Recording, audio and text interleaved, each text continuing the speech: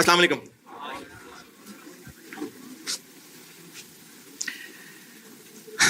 अच्छा, आप में से कितने बच्चे हैं जो मुझसे पहले पढ़े हुए हैं?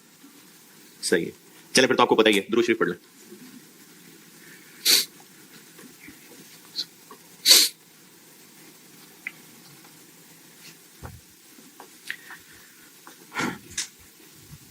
रिजल्ट किस दिन है? 28 अक्टूबर। आज क्या तारीख है? 20 सितंबर। एक महीने से ज्यादा है। और आप लोग अगर आए हैं तो उम्मीद होगी तो आए हैं। अगर यकीन होता कि नहीं पेपर पास होना तो फिर आप चांस लेते, रिजल्ट के बाद सोचते पढ़ना है कि नहीं पढ़ना।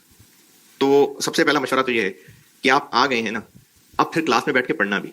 क्योंकि अगर ये सोचते रहेंगे कि पता नहीं पेपर पास होना है नहीं होना, टेंशन होती है तो नेचुरल है, पता नहीं पेपर पास होना है नहीं होना, FR2 कंटिन्यू करना है नहीं करना है, तो अगर इस सोच में पढ़ाई नहीं करेंगे तो फिर टाइम जाया किया। तो इसलिए पहला मशवरा यह है कि आप पास हैं। ठीक है, आप पास हैं।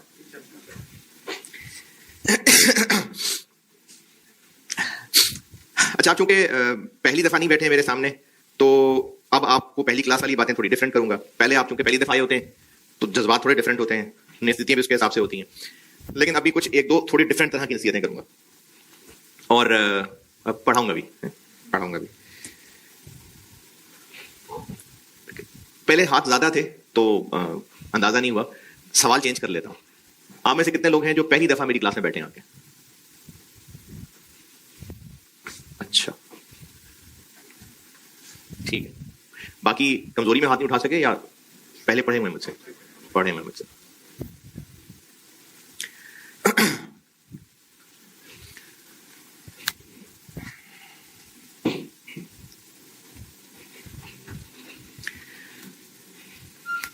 क्या हो रहा है?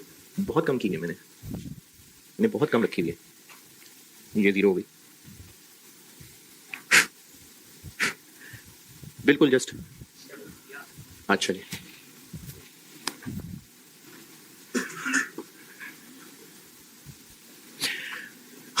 अच्छा, चूंकि आप में से सारी तकरीबन पुरानी हैं, मुझे जानते हैं, मेरी हरकतों को भी जानते हैं, तो इसलिए शुरू में इस तरह की नसीहतें आपको बोझ नहीं लगेंगी। जब हम खाना खाते हैं, आप हॉस्टल के खाने में वो मजा है जो अम्मी के खाने में है? जवाब तो दो यार। नहीं है ना? हॉस्टल वाला ज्यादा अच्छा है? अरे वाह। अच्छा, इन एक्सेप्शंस के अलावा बाकी जो नॉर्मल इंसान के बच्चे हैं उनकी बात कर रहा हूं। हॉस्टल का खाना ज्यादा मजेगा कि अम्मी वाला ज्यादा मजेगा? अम्मी वाला ज्यादा मजेगा। क्या ऐसा नहीं हो सकता कि जो हॉस्टल में खाना पकाता है उसकी रेसिपी ज्यादा अच्छी हो, टेक्निकली वो ज्यादा अच्छा खाना पका लेता हो सकता है। तो फिर अम्मी वाला खाना क्यों अच्छा है? क्योंकि बचपन से खाई वही है? सिर्फ इसलिए कि बचपन से वही खाया है? अच्छा, सिर्फ इसलिए कि सफाई से बनता है? कुछ जायके स्पेशल होते हैं, वो सफाई से नहीं आते हैं।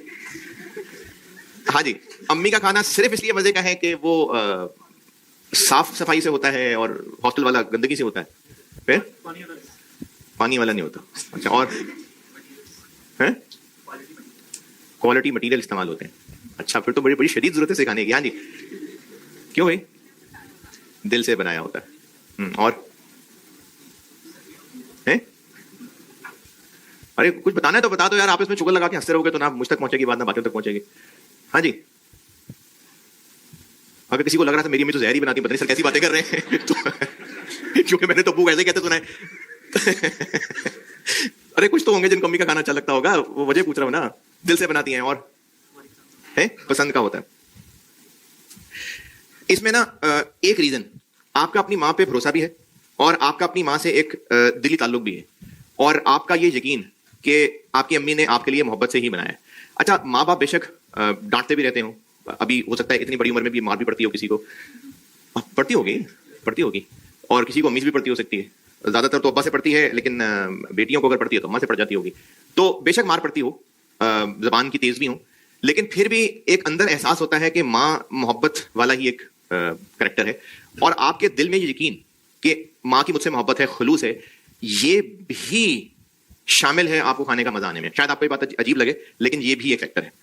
आपकी माँ का खाना बनाने के लिए खुलूस, और वो सिर्फ ड्यूटी समझ के नहीं बना के देती होंगी आपको, जो भी उनको जैसी भी कुकिंग आती है उनके कुक करने का जो प्रोसीजर है ना, उसके अंदर उनकी नीयत ख्वाहिश ये शामिल होती होगी कि इस खाने से बच्चे को अच्छा ही रिजल्ट मिले, उसकी सेहत बने। उसमें दुआएं भी शामिल होती होंगी, खुलूस मोहब्बत दुआएं शामिल होती होंगी। ये चीजें मिल के असर डालती हैं जायके के अंदर। ज्यादा टेक्निकल बात हो गई। कभी किसी डॉक्टर के पास गए हों और शायद कभी ऐसा इत्तेफाक हुआ, सबको नहीं होता, लेकिन शायद किसी को ऐसा इत्तेफाक हुआ हो कि कुछ डॉक्टर्स ट्राई किए तो उनसे कभी आराम नहीं आया और बड़ा नाम सुना था, लेकिन फिर कुछ डॉक्टर ऐसे थे कि वो फैमिली डॉक्टर बन गए कि जी उनकी दवा में तो बड़ा आराम है और अल्लाह ने बड़ा उनकी शिफा रखी है, और फिर सारे घर वाले जो है वो उन्हीं के पास ही जाते हैं, चाहे वो डॉक्टर की स्पेशलिटी हो ना हो, लेकिन सारे घर वाले उसी एक डॉक्टर से ही कंसल्ट करते हैं। ये भी अक्सर होता है। तो इसकी क्या वजह हो सकती है? भरोसा, डॉक्टर पे भरोसा। क्योंकि हम जो एक्शंस लेते हैं ना, जैसे भूख लगी है तो खाना खाना है, प्यास लगी है तो पानी पीना है, आराम करना है, जिस्म थका हुआ है तो सोना है, नींद लेनी है, बीमारी है तो दवाई लेनी है, इसमें उस चीज के फार्मूले के अलावा हमारे यकीन का भी रोल होता है। यानी हमारा अगर यकीन होगा ना कि हाँ हमारा इस दवाई पे यकीन है, अच्छा मैं अल्लाह पे यकीन कमजोर नहीं कर रहा, मैं आपको सिर्फ एक दुनियावी नॉर्मल बात बता रहा हूं। ये यकीन है ना कि हाँ माँ ने खाना बनाया तो अच्छा ही होगा, ये यकीन भी सेटिस्फाई करता है और खाना खा के अच्छा लगता है। जब ये यकीन होगा ना कि हॉस्टल का खाना तो गंदा ही है, जब ये यकीन है कि वो जो कुक है ना उसने तो जिंदगी में कभी हाथ भी नहीं धोए, अभी भी मेरे सामने टॉयलेट हो गया आया था, मैंने खुद देखा है उसको, लेकिन जब ये यकीन हो गया हुआ है तो जितना मर्जी अच्छा खाना होगा आपको उसका खाने का मजा नहीं आ रहा होगा। तो किसी भी चीज जिससे आप फायदा लेना चाहते हैं, खाना है उससे मजा लेना चाहते हैं, भूख मिटाना चाहते हैं, सेहत चाहते हैं, दवा है उससे बीमारी का इलाज चाहते हैं, पानी है उससे प्यास राहत चाहते हैं, क्लासेस में एडमिशन लेते हैं, पढ़ना चाहते हैं, जब तक आप लोगों का एक कॉन्फिडेंस यकीन नहीं बनेगा ना, आपको उससे अच्छे रिजल्ट्स नहीं मिल सकते। अच्छा एक और बात, ऐसा है कोई आप में से, आपको होगा भी तो कहेगा नहीं, सवाल ही नहीं थी, जिसको लगता है कि वो अपने घर में एम ही पैदा हो गया, ये लोग डिजर्व नहीं करते थे और ना बहन भाई कंपेटेबल हैं, पता नहीं कौन से हैं वो, और ना माँ बाप आपका टैलेंट समझ सके, और बस वो गलती से यहाँ आप आ गए, वरना तो ये लोग हैं नहीं आपके लिए। ऐसा कोई समझता है? अच्छा कहेंगे नहीं, समझते होंगे। जनरली बच्चों को अपने माँ बाप पसंद होते हैं, और इसकी पहचान ऐसे है कि जब आप किसी तकलीफ में होते हैं ना तो आप माँ बाप ही के पास जाना चाहते हैं। बेशक आप जवान हैं, बेशक जवान हैं आप। हॉस्टल वाले कितने आप में से हॉस्टल में जो रहते हैं यहाँ? अरे बस है, दोबारा से कितने बच्चे आप में से जो यहाँ हॉस्टल में रह रहे हैं? बस। अच्छा मेरा तो यही तजुर्बा है कि पता नहीं कितने सालों से हर क्लास में आधे से ज्यादा बच्चे हॉस्टलाइट होते हैं।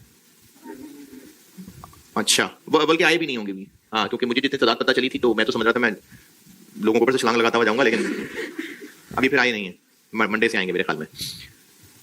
ओके चले, बेशक आप जवान हैं और सारा शहर फिर लेते हैं, लड़के तो पता नहीं कहाँ फिर आते हैं, और हॉस्टल में रहते हैं अगर आप, तो आप देखें कितनी दूर से आए हुए हैं लेकिन फिर भी अगर आप किसी तकलीफ में होंगे ना, तो अगर कोई वलीउल्लाह होगा तो उसके दिल में अल्लाह ही आएगा, लेकिन हम जैसे आम कमजोर इंसान मुसलमान, उनके जहन में अम्मी अब्बू ही आते हैं। शायद वो रोते हुए मुंह से उनके आवाज भी अम्मी ही निकल रही होती है। ये मैं आपकी अभी इस वक्त एज की बात कर रहा हूँ। कोई बाप से अटैच होगा, कोई माँ से अटैच होगा। अच्छा मैंने ना, क्योंकि आप पुराने बच्चे ही हैं, मैंने पहले भी शायद ये बात की थी कि मैं जनरली माँ बाप का जिक्र कर रहा होता हूँ। मेरे इल्म में होगा कि आप में से कुछ बच्चों के वालिदैन हयात नहीं होंगे, एक्सेप्शंस आर देयर, अल्लाह ताला उनके लिए आसानी करे, आगे जिंदगी सारी आसान करे, उनके लिए जो भी अगली मंजिलें हैं। मैं जनरली बात कर रहा होता हूँ, मकसद ये नहीं होता कि माँ बाप का जिक्र करूँ तो जिस बच्चे के वालिदैन हयात नहीं है उसको तकलीफ पहुंचे, अल्लाह ताला आगे उनके लिए बहुत बेहतरीन करे। तो जिन बच्चों के वालिदैन हयात हैं उनको पहली सोच ही माँ बाप की जाती है, तो जनरली बच्चे माँ बाप से मोहब्बत कर रहे होते हैं। क्या आपके वालिदैन क्वालिटीज के एतबार से दुनिया के बेस्ट वालिदैन होंगे? नहीं नहीं भाई नहीं, कहां से? दुनिया की क्वालिटीज के हिसाब से बेस्ट होंगे। यानी आपके अब्बा एज अ मैन, जो भी एक अच्छे इंसान मर्द की क्वालिटीज हैं, अच्छे बाप की क्वालिटीज हैं, अच्छे शौहर की क्वालिटीज हैं, वो सारी उनमें परफेक्ट होंगी? नहीं होंगी। आपकी वालदा, जो भी एक इंसानी लिहाज से औरत में क्वालिटीज होनी चाहिए, माँ में क्वालिटीज होनी चाहिए, जो बीवी में क्वालिटीज होनी चाहिए, वो परफेक्ट होंगे? नहीं होंगे। लेकिन चूंकि आप लोग उन पर यकीन करते हैं तो इसलिए आपको वो अच्छे लगते हैं। एक और बात,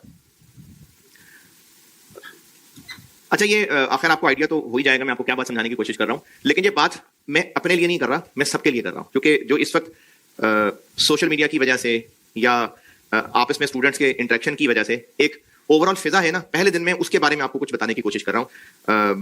बस जा रहा हूं कंक्लूजन की तरफ, जो मैं आपको बात कन्वे करना चाह रहा था। एक मिसाल और फिर जोड़ता हूं इन बातों को। आपने कभी इस चीज को शायद एक्सपीरियंस किया हो कि अगर आपने कोई कपड़ा, कोई जूता खरीदना था, खरीद लिया, खरीदने के बाद भी आपसे सब्र नहीं हो रहा, फिर बाजार करना शुरू हो गए, और अब आप चूंकि खरीद चुके थे और एक ही चीज खरीदनी थी, पैसे थे जितने एक ही खरीद सकते थे या खरीदना ही एक था, खरीदने के बाद अगर बाजार फिरे जा रहे हैं तो क्या होगा? हैं? आपको जो खरीद चुके हैं ना उस पर डाउट होने लग जाएगा और आपको लगेगा नहीं यार ये सही नहीं है, ये सही नहीं हुआ।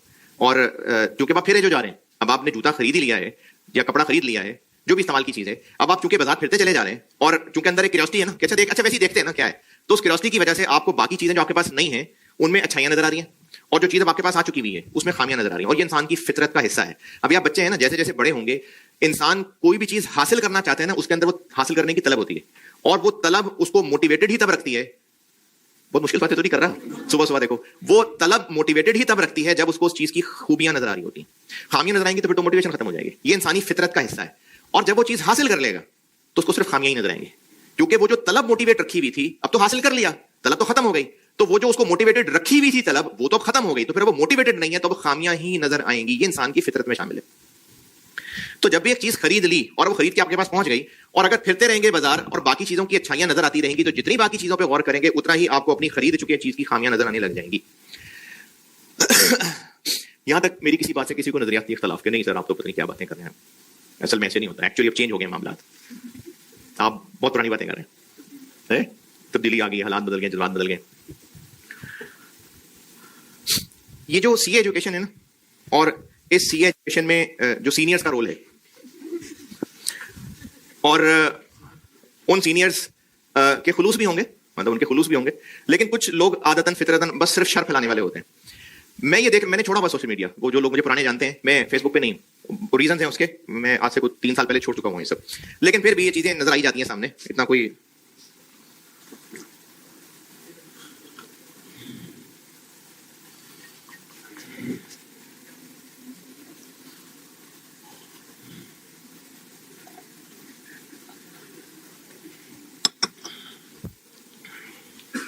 अभी 1.5 घंटे बाद आप में से कितने लोग हैं जो एमएफए में भी होंगे? अच्छा, चलो उसमें थोड़ी सी चेंज करने की कोशिश करूंगा नसीहत।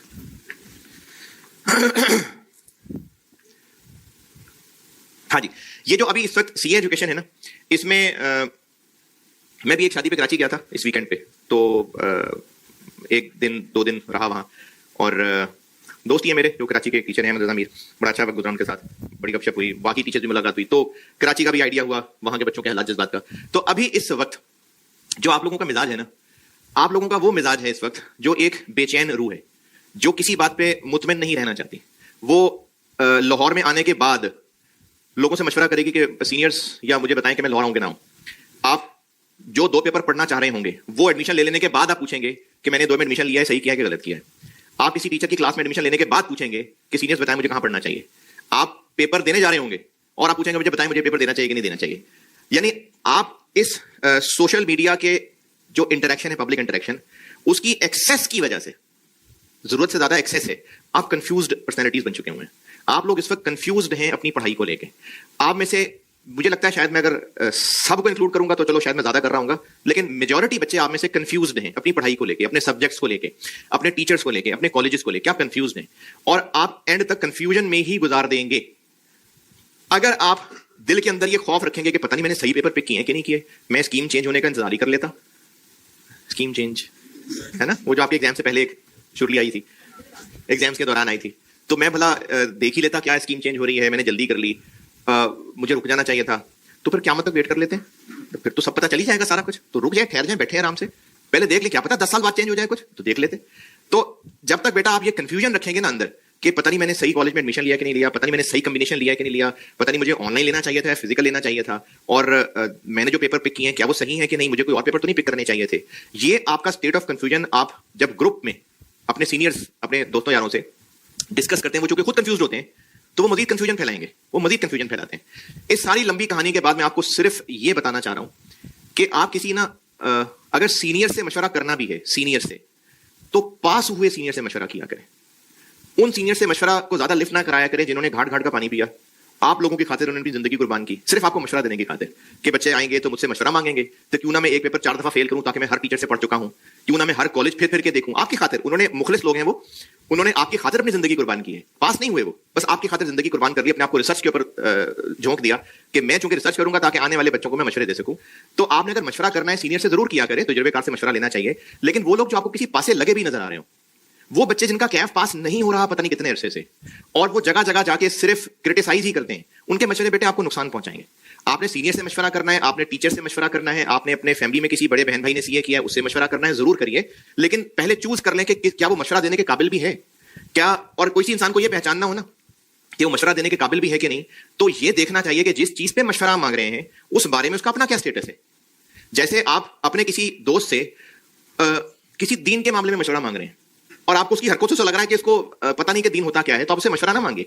एक दोस्त है आपका जो जिंदगी में कभी नहाया नहीं है और आप उससे सफाई के मामले में मशवरा मांग रहे हैं।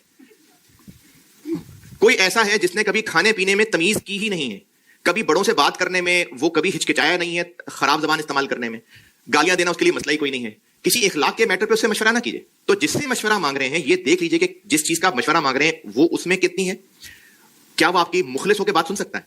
क्योंकि किसी से मशवरे करने में आप एक रिस्क ले रहे होते हैं, बहुत सारे कामों में मशवरा करता है इंसान, आप एक रिस्क ले रहे होते हैं कि आप अपनी कोई पर्सनल चीज उसको बता रहे होते हैं, अपनी कोई वीकनेस बता रहे होते हैं।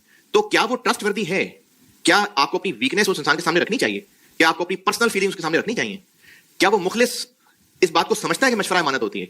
फिर मशवरा लेना चाहिए। तो आप पढ़ाई के लिए जरूर मशवरा लें, उन सीनियर से लें जो पास हो चुके हैं, उन सीनियर से नहीं जो घूमे फिरे जा रहे हैं और बस सिर्फ मार्केट एक्सप्लोर कर रहे हैं और अपनी जिंदगी उन्होंने आपके लिए त्याग दी हुई है कि आपको मशवरा ठीक दे सके, उनसे नहीं बेटे। टीचर से मशवरा ले लें।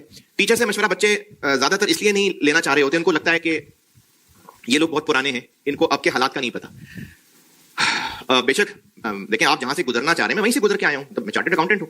आप लोगों ने जो बनना है मैं वो हूं बने हुए, लेकिन चूंकि हमारा एज गैप ऐसा है, मैं 40 साल का हूं तो आपसे 20-22 साल बड़ा हूंगा, तो आपको लग रहा है कि पूरी उम्र का गैप है, तो शायद अब हालात डिफरेंट हैं, आपको मेरी बात समझ आ ही नहीं सकती, इसलिए आप मेरी बात को इतनी वैल्यू नहीं देंगे जितनी आप अपने साल 6 महीने सीनियर को देंगे। तो इस सारी लंबी बात का कंक्लूजन यह है कि अगर आपने किसी कॉलेज में किसी टीचर से एडमिशन ले लिया है तो बस अब भरोसा करके बैठ जाएं। जिस सब्जेक्ट में आप एडमिशन ले चुके हैं बस अब बस करें, अब भरोसा करके बैठ जाएं। क्योंकि अब जैसे आप चले, मैं अपनी मिसाल देता हूं, आप मेरे पास FAR 2 में आ गए, क्या पाकिस्तान में मैं FAR 2 का भाई टीचर हूंगा? नहीं। और जो बच्चे मार्केट फेरे हुए होते हैं, और अगर मैं नाम तो नहीं लूंगा, अगर मैं कहूं कि जो नॉर्मली बच्चों में पसंद होते हैं, तो पूरे पाकिस्तान में कुछ 3-4 नाम ऐसे होते हैं जो बच्चों में फ्लोट कर रहे होते हैं, बच्चे उन 3-4 नामों के पीछे एडमिशन ले रहे होते हैं। क्या वो तीनों चारों नाम बिल्कुल एक जैसा पढ़ाते होंगे? नहीं। अच्छा, उन तीनों चारों नामों के हर टॉपिक को पढ़ाने के अंदर कराए जाने वाले सवाल, पहले कॉन्सेप्ट देना है बाद में सवाल कराना है, कि पहले सवाल कराना है बाद में कॉन्सेप्ट देना है, या कॉन्सेप्ट देना नहीं सिर्फ सवाल कराना है, या सिर्फ कॉन्सेप्ट देना सवाल ही नहीं कराने, सब एग्जैक्टली सेम होंगे? नहीं। लेकिन अगर ये नाम फ्लोट कर रहे हैं तो अच्छे होंगे ना? होंगे ना अच्छे कि नहीं होंगे? आपको नसीहत मेरे बच्चों ये है कि चाहे आप FAR 2 पढ़ रहे हैं, चाहे आप ऑडिट पढ़ रहे हैं, कॉस्ट पढ़ रहे हैं और MFA पढ़ रहे होंगे, ज्यादातर आप में से ही कॉम्बिनेशन वाले होंगे। अभी आप में से कोई FAR 1 वाला ऑब्वियसली नहीं होगा, बी लॉ वाला शायद ही कोई होगा, तो आप या तो कॉस्ट के साथ FAR 2 में होंगे या आप ग्रुप बी के अंदर आप इस वक्त बैठे होंगे। आप जिस टीचर से भी जो सब्जेक्ट भी पढ़ रहे हैं, मेरी मुखलिस नसीहत आपको यह है कि मशवरे करने थे कर लिए, अब आपने एडमिशन ले लिया, अब आप ये यकीन कर लें कि वो मेरे जो भी उस्ताद होंगे उनका जो भी तरीका होगा पढ़ाने का, चाहे वो 100 घंटे में पढ़ाएं, चाहे 100 घंटे में pढ़ाएं, चाहे वो 100 सवाल कराएं, चाहे 40 सवाल कराएं, जो भी उनका तरीका होगा आप उसको फॉलो कर लेना। क्योंकि जब आप क्लासेस में बैठने के बाद इधर उधर देखते रहेंगे तो आपको यकीनन बाकियों के बेनिफिट्स नजर आएंगे, खामियां नजर नहीं आएंगी। और जिस क्लास में आप बैठे होंगे उसकी खामियां नजर आ रही होंगी, तो नुकसान किसका हुआ? आपका नुकसान हुआ।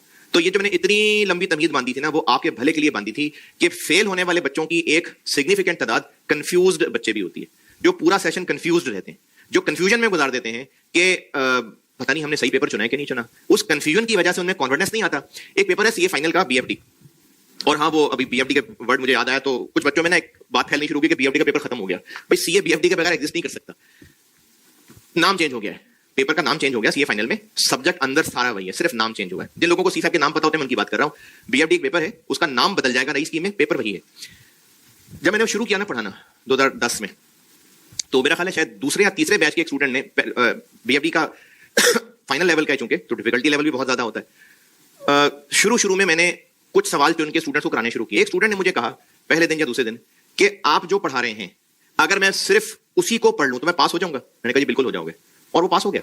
यानी मैं आपको बताना ये चाह रहा हूं कि था तो मेरे शुरू के बैचेस में से वो बैच, लेकिन स्टूडेंट का जो कॉन्फिडेंस था ना कि बस मैं कर लो बहुत है ना, हाँ कर लो, उसके कॉन्फिडेंस बहुत बड़ा रीजन बना उसके पास होने में।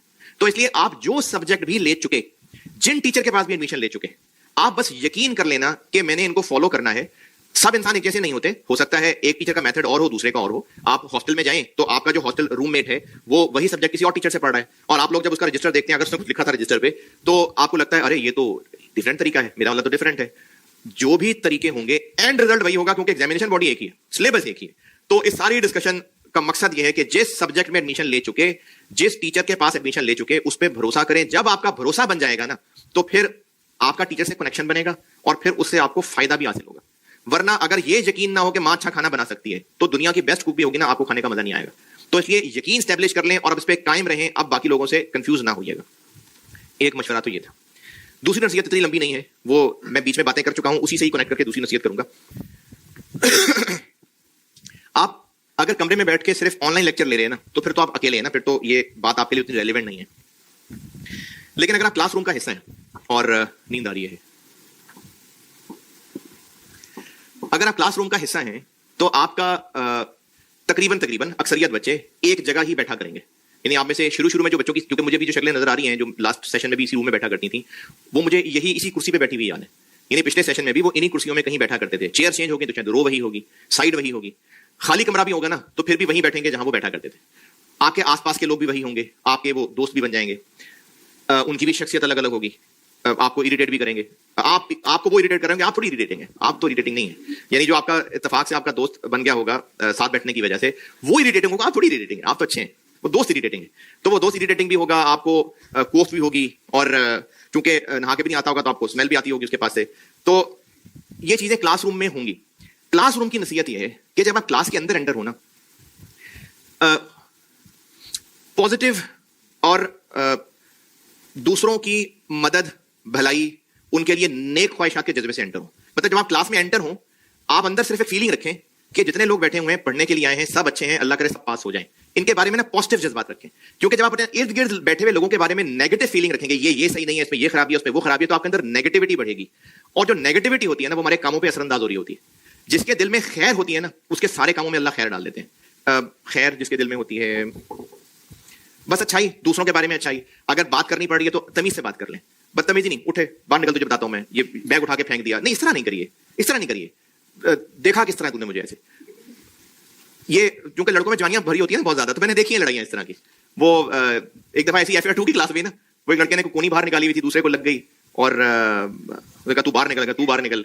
तो वो जब बाहर निकले तो वो जो एक लड़के ने जिसे इनिशिएट किया था, तो उसको अंदाजा नहीं था, दूसरा ज्यादा लड़के ले आया, तो वो बाजू भी टूट गया उसका, बाहर लड़ाई भी हो गई। ये रखा 2-3 साल पुराना वाकया है। तो वो ऐसे ही शुरू होता होगा कि देखा कैसे है और बात कैसे की है, तू बाहर निकल, मैं बताता हूं तुझे। तो जब नेगेटिव जज्बा रखेंगे ना, अच्छा ये चूंकि मैंने हाथ तोड़ने की मिसाल देनी थी तो मैंने लड़कों की मिसाल दी है, लड़कियों में भी ऐसे ही वाकये मौजूद हैं, ये होते हैं वाकये, बस सामने बाल नोचते नजर नहीं आ रहे होंगे, लेकिन सब बच्चे ऐसे ही हैं बेटे, सब ऐसे ही हैं, सबको दूसरों से चिड़ी हो रही होती है, सबको दूसरों से नफरत ही आ रही होती है। तो दूसरी नसीहत मेरी ये है कि आप जब क्लास में आ रहे हैं ना, अपना रवैया पॉजिटिव रखिएगा और नेक ख्वाहिशात के साथ। सारे बच्चे पढ़ने ही आए हैं, पास करने आए हैं, उनकी खामियों को ना ढूंढिएगा। जब हम अपने इर्द गिर्द बैठे हुए लोगों की खामियों को ढूंढते हैं ना, इसमें ये खामी है, इसमें ये खामी है, फलाने में ये खराबी है, फलाने में ये खराबी है, तो उससे आपके बिहेवियर के अंदर नेगेटिविटी आनी शुरू हो जाती है। जब नेगेटिविटी आती है ना, दिल के अंदर नेगेटिविटी आती है, तो मेहनत के रिजल्ट्स अच्छे नहीं होते। तो अपने दिल को पॉजिटिव रखिएगा, एक अच्छे नेक ख्वाहिशात के साथ के क्लास में आके अच्छे अखलाक से पेश आ लें, कुछ नहीं होता। अगर किसी ने अगर लड़के ने कोनी आगे निकाली ली थी और आप भी खुल के चलते आ रहे थे, आपको टच हो भी गई, तो आपको नहीं कहा तू बाहर निकल, कोई बात नहीं, माफ कर दें। तो इसलिए माफ करते हुए पॉजिटिव जज्बे से चलेंगे ना, तो आप देखेंगे इंशाल्लाह आपको इस सेशन के अंदर जो मेहनत की होगी उसके अच्छे रिजल्ट्स, अच्छे असरात लेके ही जाएंगे। तो साफ दिल के साथ क्लास का हिस्सा बनना, नेगेटिव जज्बों के साथ न बनना। चलिए, ये तो खैर बहुत हो गई नसीहतें, ये ओवरडोज हो जाती है। मैं आपको ना अभी 1-2 दिन में, पहले मैं कहा करता था, ये जो मैं काम अब कर रहा हूं ये मैंने पहले FR2 में नहीं किया।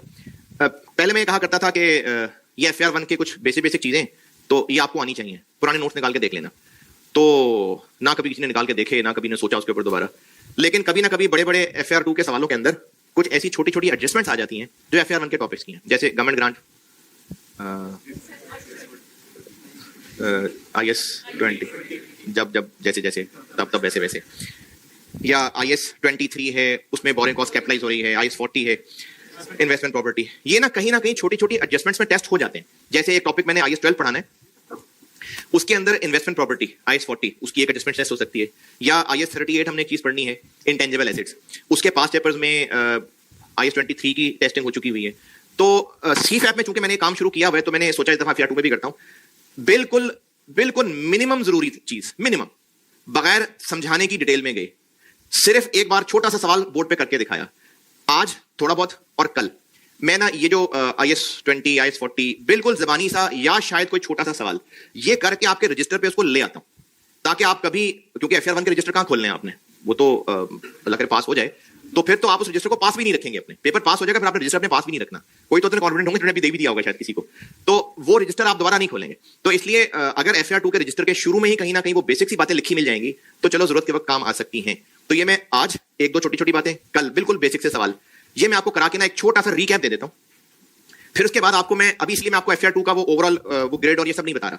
एक बार मैंने सोचा कि आपको ना ये जो मेन टॉपिक्स हैं FAR 1 के, बिल्कुल छोटा सा रीकैप, बिल्कुल छोटा सा।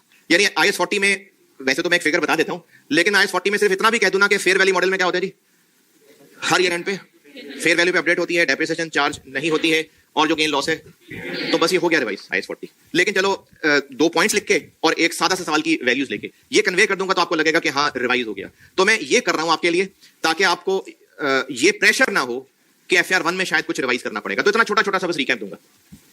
फिर अगले वीक में आपको मैं पूरा FAR 2 का प्लान, अपना तरीका, मेरा तरीका क्या होगा, मैं किस तरह से लेके चलूंगा, आपसे मैं क्या रिक्वायर करूंगा, उसको फिर FAR 2 को एज अ फुल सब्जेक्ट, वो फिर मैं आपको अगले वीक में बताता हूं।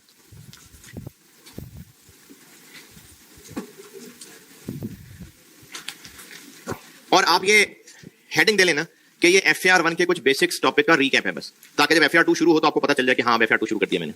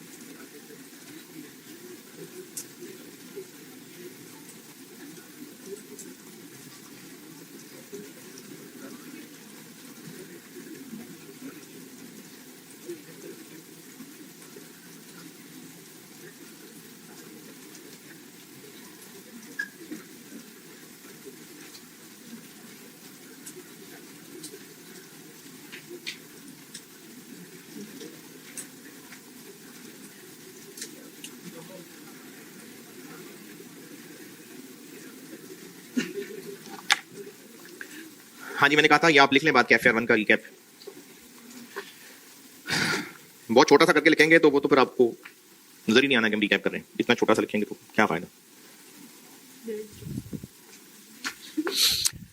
IS-40 में सिर्फ और सिर्फ आपको इस चीज का रिकैप दे रहा हूं, फेयर वैल्यू मॉडल, और इसका जवाब यह है कि नो डेप्रिसिएशन इज चार्ज्ड। अरे आप में से कितने बच्चे हैं जिन्होंने FAR 1 इस दफा नहीं, कुछ 1-1.5 साल पहले पढ़ा हुआ है? 1 2, अच्छा हाँ, मुझे उसका भी ख्याल करना पड़ेगा। इन्वेस्टमेंट प्रॉपर्टी, और इन्वेस्टमेंट प्रॉपर्टी होती है लैंड और बिल्डिंग, बस ये 2 चीजें होती हैं प्रॉपर्टी, और ये भी held for capital appreciation. Capital appreciation होता है जैसे हमारे हाँ लोगों ने पंजाब में खास तौर पे, वैसे तो बाकी शहरों में लेकिन पंजाब में ज्यादा रिवाज है, जमीन खरीदी होती है इन्वेस्टमेंट पॉइंट ऑफ व्यू से, तो उसको कहते हैं हेल्ड फॉर कैपिटल एप्रिसिएशन, की वैल्यू बढ़ जाएगी, तो वो इन्वेस्टमेंट पर्पसेस के लिए होती है, तो उसको कहते हैं held for capital appreciation. Rental to others, to earn rentals, ये होती है इन्वेस्टमेंट प्रॉपर्टी, लैंड और बिल्डिंग या तो इन्वेस्टमेंट के लिए रखी होती है यानी कैपिटल एप्रिसिएशन के पैसा वैल्यू बढ़ेगी, या किराए के लिए होती है, इसको इन्वेस्टमेंट प्रॉपर्टी कहते हैं। और इसको सब्सिक्वेंटली अपनी बुक्स में कैसे मेजर करेंगे, कॉस्ट मॉडल IS 16 जैसा है, depreciation charge, fair value model. तो सिर्फ फेयर वैल्यू मॉडल का एक रिकैप दे रहा हूं, और वो ये है कि डेप्रिसिएशन चार्ज नहीं होती एट एंड ऑफ हर year, at end of every accounting year property shall be remeasured to fair value। हर अकाउंटिंग ईयर एंड पे प्रॉपर्टी को फेयर वैल्यू पे अपडेट करेंगे, और ऐसा करने से जो गेन लॉस आएगा वो P&L में जाएगा।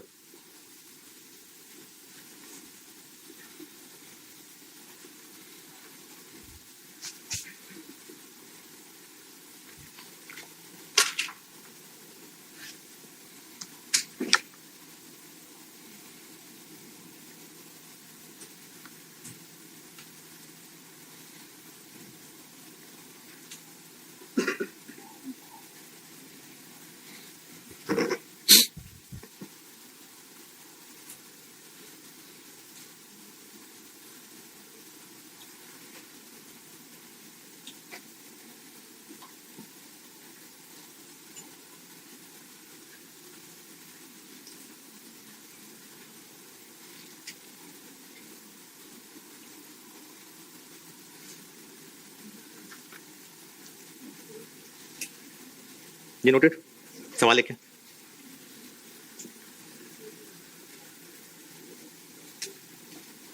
अच्छा, वैसे तो शुरू में बताता तो आपको याद रहती या ऑनलाइन वालों के लिए, जिन्होंने मुझसे लास्ट सेशन में पढ़ा हुआ है, तो मैंने इस दफा से क्लासेस 1.5 आवर्स की कर दी है।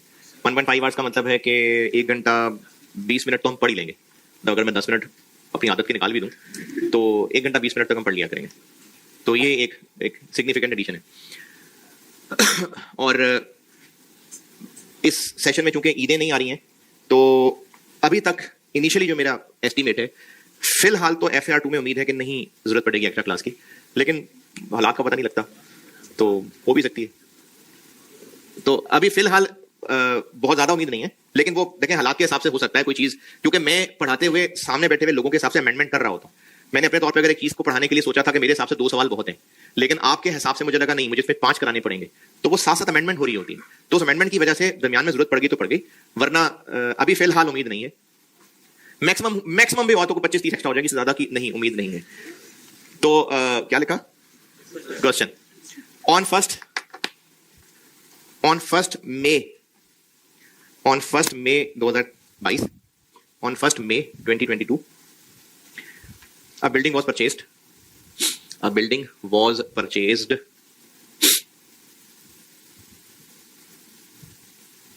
for 40 million.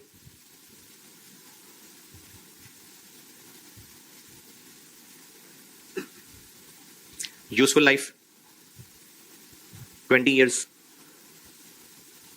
20 साल।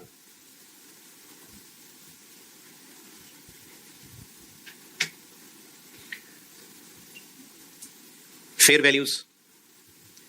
values were as follows.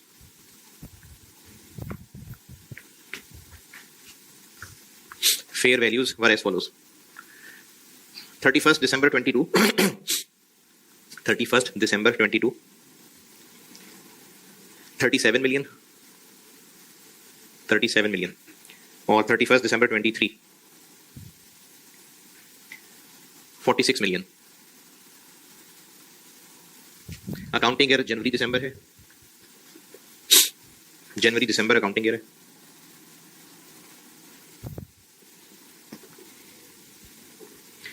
और रिक्वायर्ड है मुझसे ही, हमसे मिल मिला गई journal entries, extracts of SOFP, SOCI 2022 के और 2023 के। और ये 2022 और 23 दोनों मांगने का एक और तरीका हो सकता था कि मैं आपसे कहता कि 2023 इंक्लूडिंग कंपैरेटिव फिगर्स। और investment property is measured at fair value model. Investment property fair value model में मेजर होती है। फर्स्ट कब? मई को। अच्छा, ये जो गुलबर्ग से बच्चे आए हैं यहाँ, जो लास्ट टाइम FAR1 में थे, FAR1 में बेटे को देखो, उस वक्त मुझे कुछ बच्चों पे जरूर गुस्सा आता होगा, जो भी बेइज्जती करता हूँ, लेकिन मेरे लिए मेरे सब बच्चे मुझे प्यारे ही होते हैं, तो आई लव यू हैं। तो इसलिए हाँ, अब आप गुलबर्ग के हैं चाहे GT के हैं, बस आप मेरे बच्चे ही हैं। तो इसलिए कभी कभी मैं कोई गुलबर्ग की जुगन लगा दूं तो लगा दूं, लेकिन आप टची नहीं होना। इन्वेस्टमेंट प्रॉपर्टी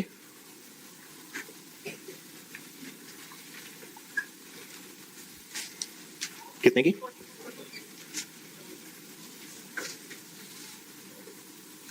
डेप्रिसिएशन चार्ज नहीं होनी, होती रहे यूजफुल लाइफ 20 साल, लेकिन डेप्रिसिएशन चार्ज नहीं होनी। तो ईयर एंड पे हमने 40 को पहुंचा के 37 तक, तो लॉस आ जाएगा 3। Investment property credit. और अगले साल इसको पहुंचाना है 46 तक। कितना? नहीं, ये हो गई entries.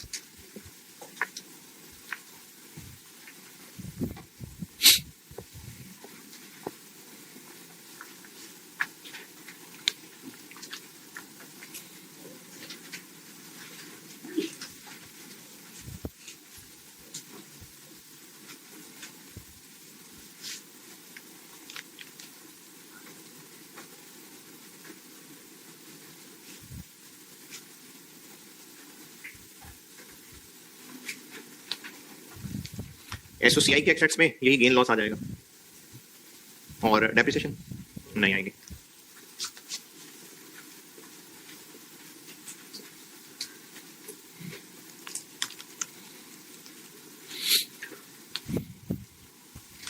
SAFP non current assets में इन्वेस्टमेंट प्रॉपर्टी आ जाएगी।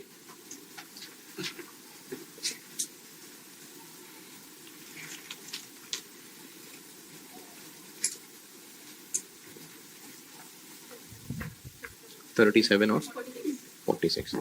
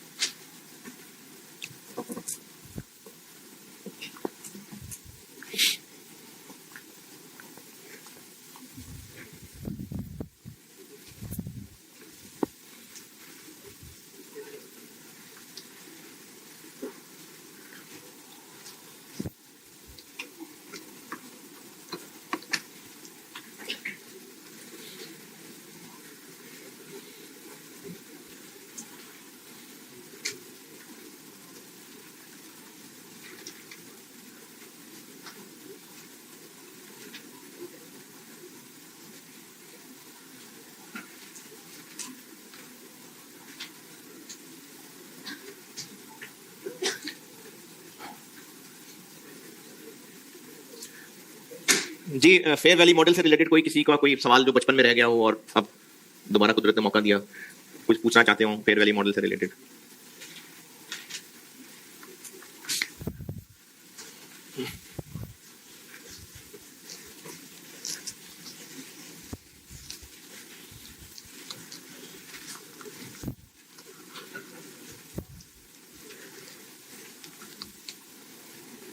इसमें बताएं बेटे, पूछना है कुछ सवाल में तो।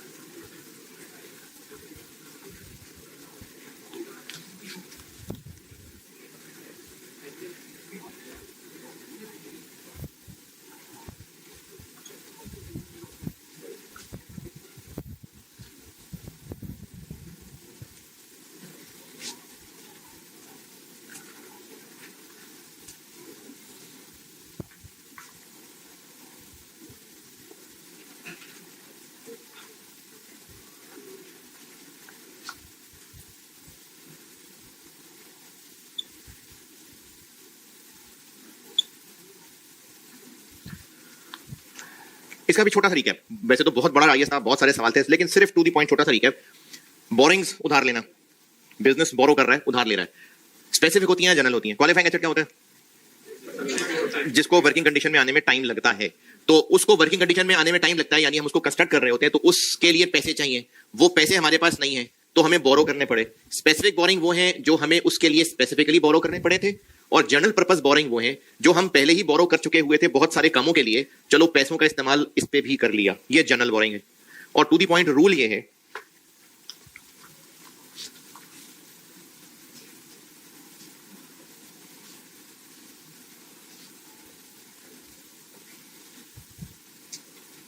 सिर्फ टू दी पॉइंट रूल लिख रहा हूं इसके सवालों में जाने की बजाय, क्योंकि वो तो एक बहुत लंबा काम खुल जाएगा, तो सिर्फ टू दी पॉइंट रूल का रिकैप दे रहा हूं। स्पेसिफिक में बोरिंग कॉस्ट को कॉस्ट का हिस्सा कैसे बनाते हैं? जो कैपिटलाइजेशन पीरियड है, उस लोन अमाउंट पे जितना इंटरेस्ट पड़ा वो सब एसेट की कॉस्ट का हिस्सा बनता है। Actual borrowing cost on outstanding borrowing amount, यानी जो बोरोइंग्स की अमाउंट के ऊपर इंटरेस्ट पड़ रहा है उसमें से जितना पैसा इस्तेमाल हो रहा है, नहीं 200 मिलियन का लोन लिया था, एसेट 180 में बन गया, तो 180 के ऊपर इंटरेस्ट लगेगा पूरे 200 पे। जो बोरोइंग की अमाउंट है उस अमाउंट के ऊपर जो इंटरेस्ट पड़ रहा है वो, और इसमें से लेस किया जाएगा temporary investment income earned on surplus unused funds out of specific borrowings. जो स्पेसिफिक बोरोइंग थी उसके पैसे कुछ वक्त तो फारिग पड़े होते होंगे, अभी इस्तेमाल नहीं हुए, तो उनपे जो कमाया वो हो जाएगा इसमें से लेस। और इन दोनों में कॉमन बात यह है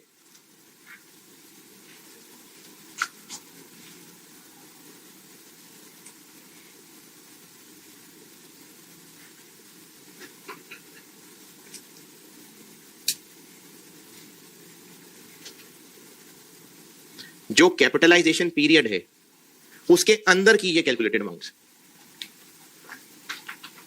both of these amounts are calculated within the capitalization period. ये दोनों कैपिटलाइजेशन पीरियड की बाउंड्री के अंदर की अमाउंट्स हैं।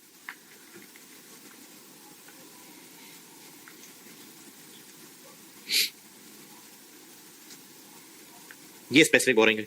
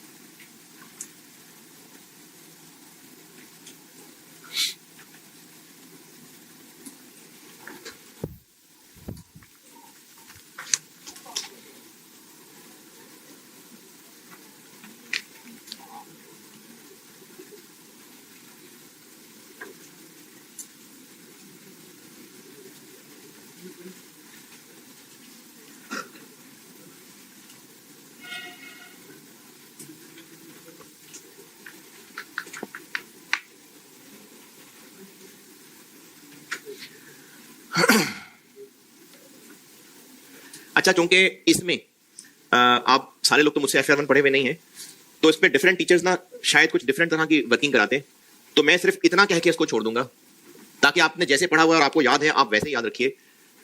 एसेट पे होने वाला खर्चा,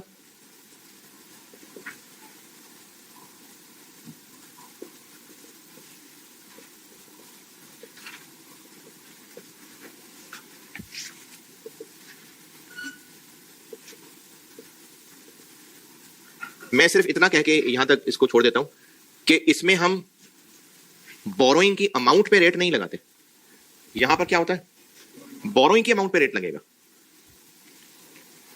एसेट पे होने वाले खर्चे पे नहीं, जितने अमाउंट का लोन है उस पे। जबकि जनरल बोरोइंग के अंदर जितना एसेट पे खर्चा हो रहा है उस पे रेट लगेगा। ये दोनों में टेक्निकल फर्क है। यहां पर इंटरेस्ट रेट लोन अमाउंट पे लगता है और यहां पर इंटरेस्ट रेट एसेट पे होने वाले खर्चे पे लगता है। बाकी यहां भी महीने गिने जाने, यहां भी महीने गिने जाने। मेन टेक्निकल फर्क है, यहां पर लोन अमाउंट के ऊपर उस लोन वाला इंटरेस्ट लगता है, यहां पर एसेट पे हुए खर्चे पे कैपिटलाइजेशन रेट लगता है, जो कि एक एवरेज रेट होता है। अब आपने इसको जैसे भी पढ़ा हुआ है, मैं वो क्यूमुलेटिव वाले तरीके से पढ़ाता था, हो सकता है आपने जिन टीचर से पढ़ा वो किसी और तरीके से पढ़ाते हो, तो जैसे भी आपने पढ़ा हुआ है, बस मेरा मकसद आपको यहां पर सिर्फ इतना रिवाइज कराना था कि स्पेसिफिक बोरोइंग में लोन अमाउंट पे इंटरेस्ट लगता है,